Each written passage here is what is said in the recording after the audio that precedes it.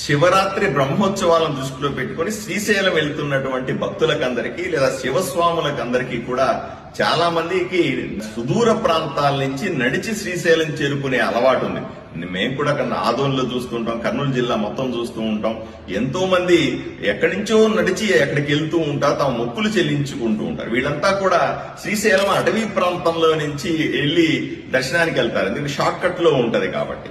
కానీ ఇప్పుడు ఈ 2-3 నెలల్లో నాగార్జున సాగర్, శ్రీశైలం పెద్ద పులులు ఎక్కువగా ఉంటాయి. ఈ పెద్ద పులులు లెక్కించేటువంటి ప్రత్యేక కార్యక్రమం దేశమంతా జరుగుతాం.